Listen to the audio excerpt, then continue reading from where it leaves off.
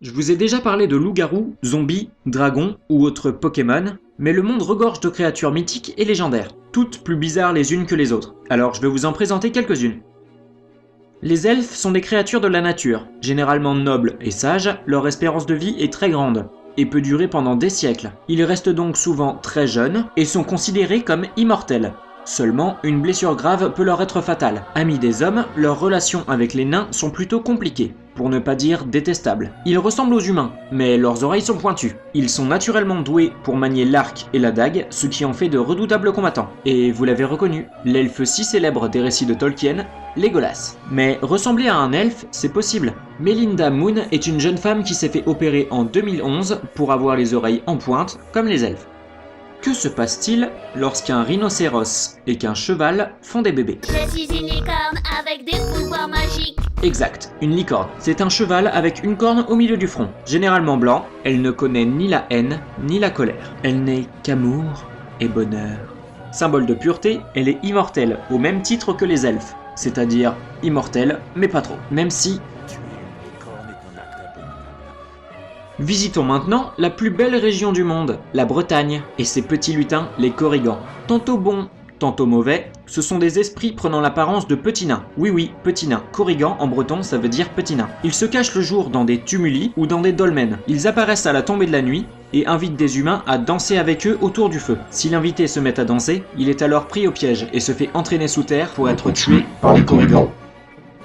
Le kraken est un poulpe ou un calamar géant. Il est capable de couler un navire. Instrument de mort de David Jones, il fait des ravages dans Pirates des Caraïbes. Scientifiquement parlant, on parle d'Architeuthis. Mais toute créature a un prédateur. Un cachalot géant, et on n'en parle plus. Et pour se débarrasser du cachalot, envoyez une équipe d'Asiatiques affamés et le tour est joué. Ceci était un message purement raciste envers les Asiatiques. J'assume donc mes actes et m'excuse auprès des Asiatiques qui regardent cette vidéo. Ne mangez pas mes chats s'il vous plaît.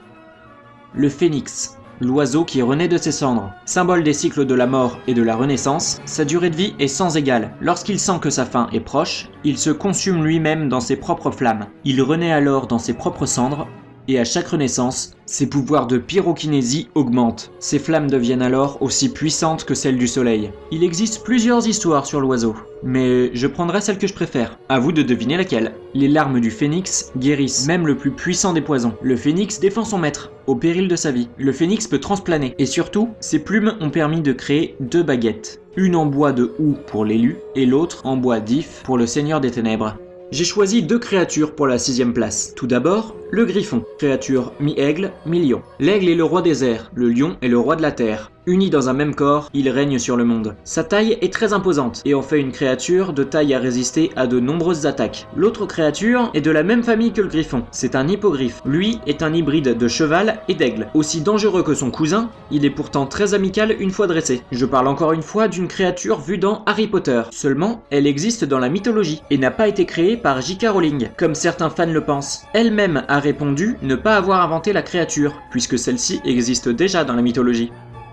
Le kitsune. Mais attention, ceci n'est pas une pub habilement cachée pour une marque du même nom. Mais kitsune peut être traduit en japonais par renard. Mais ça désigne également une créature à forme de renard qui peut avoir jusqu'à 9 queues. Oui, exactement, comme Kyuubi ou Kurama pour les intimes, qui vient de la légende japonaise Kyuubi no Kitsune. Les kitsune, donc, ont une intelligence supérieure, des pouvoirs magiques et une longue vie. Leur puissance dépend du nombre de queues. Plus il en a, plus il est sage et puissant. Ils sont capables de se transformer en jeunes femmes, capables de magie. Bizarrement, c'est très courant ces temps-ci. Tandis que Mario se transforme en tanuki, c'est-à-dire une créature trop mignonne ressemblant au raton laveur, Luigi se transforme en kitsune. Et pour finir, je dirais qu'il ne faut jamais énerver un kitsune. Harry en est la preuve.